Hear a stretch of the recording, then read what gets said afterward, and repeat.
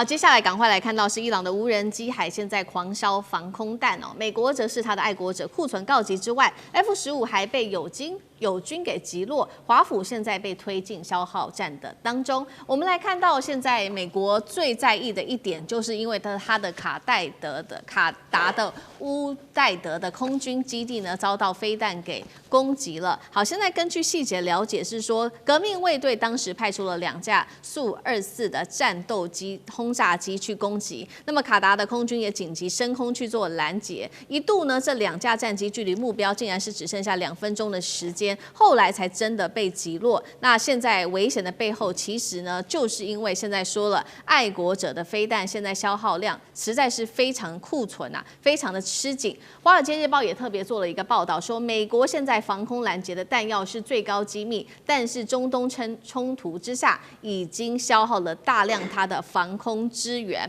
我们也要特别来看到是洛马的数据，这边也特别显示了，2025年它的生产是600枚的爱国者系统飞弹。那目前击落伊朗的飞弹跟无人机的数量来做推算，美军很可能早就已经发射了达到数千枚这么多的一个拦截弹。所以节目一开始特别请教聂老师怎么看了乌代德空军基地现在频繁的受到这个袭击，也显示了美方现在不管是它的防空弹药的产量是真的跟不上消耗它的速度吗？现在军工的产能会不会成为美军最大的短板？对，刚才这个将军有讲到一个重点，就是我们在玩梭哈的时候，你知道哈，你的牌可能输于人家，你知道美军的实力军事绝对大于伊朗，但重点是你在玩梭哈，你一定要用智慧，要用策略，所以战术就是先丢小牌，让你看扁我，觉得我不行，我用一个无人机打进去，哈，你太差了，我就用400万的这个爱国者把你打下来，结果200倍的价格打掉，你再来我再打，就没有想到人家丢了这么多的无人机过去，才发现。哇塞，我们的弹药竟然不够，再拦截下去我们就完了，就弹药耗尽了。这时候他就小心的使用，不敢乱用了。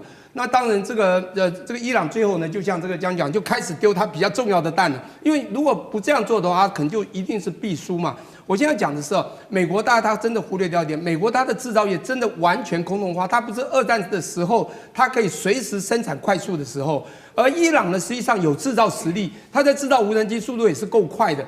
它虽然武力、军力可能这个先进程度都没有你强，可它可以一战一战的把你打得非常的消耗。各位有一个非常重要的，除了刚才洛马的这个分析爱国者飞弹之外，还有一个很重要的分析，就是米歇尔这个所谓的航太研究所曾经分析过那个美国不是有一个很重要的扩军计划吗？这扩军计划他们希望在2027年开始做，增加多少呢？非常多的军备，也就是66%，也就是多1.5兆 USD 也就这个美元的。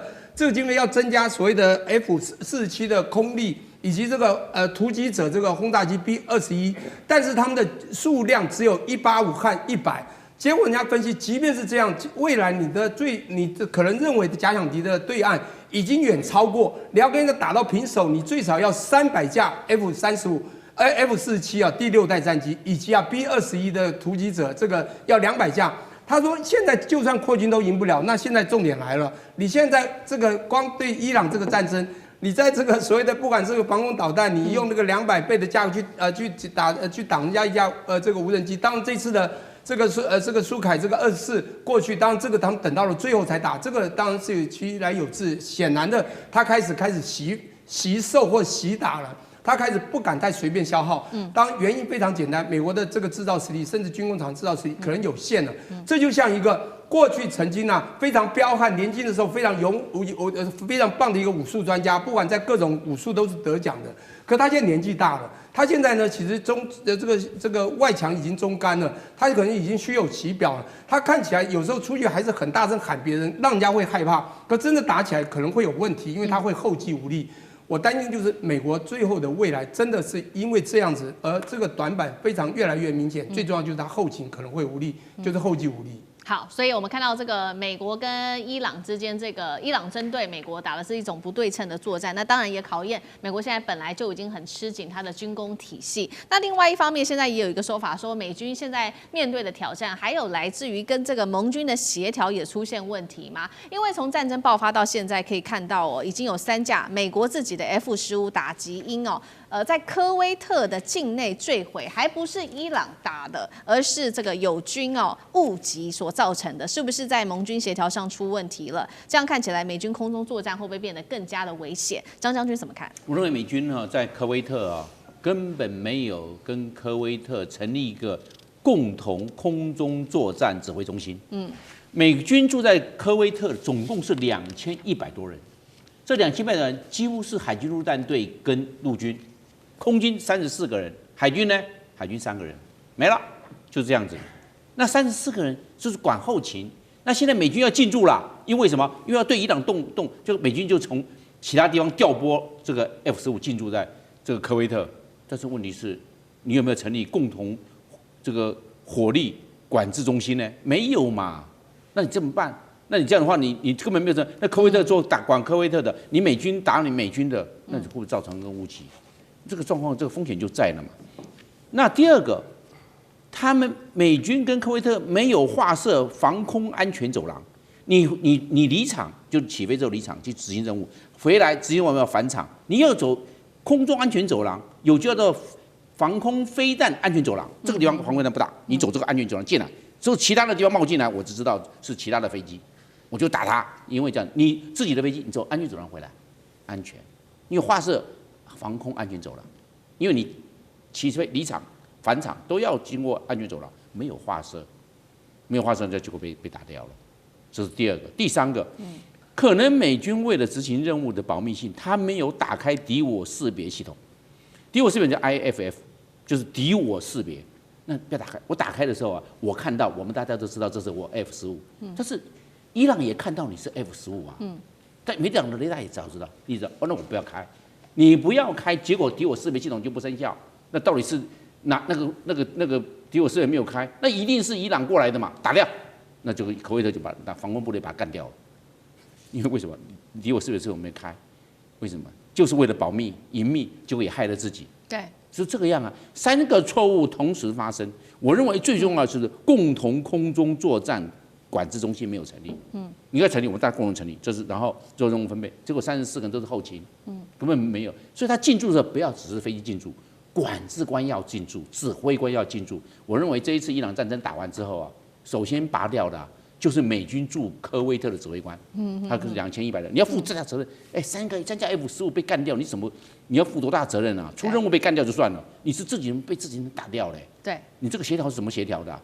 我们只有后勤的，那你要成立共同火协中心火力协调中心，你为什么没有成立？因为火协中心为什么成立？这是指挥官的责任可能指挥官他没有军事背景，他是陆军跟海军陆战队，他不知道空中作战的形态，因为海军陆战队1600多人。那个陆军的500多人，加起来2100多人，都是陆上部队，他不知道空中作战的立体空间的管制的复杂性，他没有注意到。那这样子就会造成误击，犯了最大的错误，最大的战损。所以我认为他这个指挥官可能在战争告一段落之后，会有一些惩处。好。我们现在看到美军它的最高的这个高价值的 F-15被友军给误打下来那另外一方面，那伊朗呢，它的最高价值的这一些主力飞弹又什么时候才会出来？等一下请厉将军带我们看。先做一下有关于伊朗飞弹的盘整。去年在冲突之后，12日战争拥有2000枚的弹道飞弹。那见证者无人机当时的数量统整可能还有非常多。那这一轮的战争爆发。伊朗的部分已经发射了1200枚的飞弹跟无人机，而大部分现在看起来都还是比较廉价的无人机，所以大家就在看说，那你的高价值的主力飞弹什么时候才会出来呢？厉将军又怎么预估？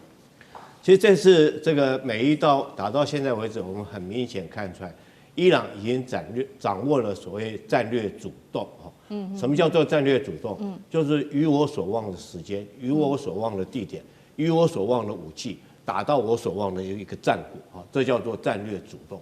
那现在看出来，美军完全陷于一种被动的状况。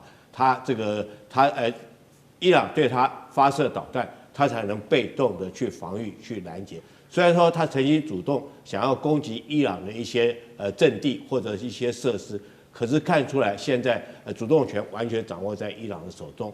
那当然，伊朗用的一种是非对称作战的武器包括到之前我们刚刚讲了嘛，它用的导弹是原来最先旧款的导弹，甚至于它的见证者也是旧款的见证者无人机。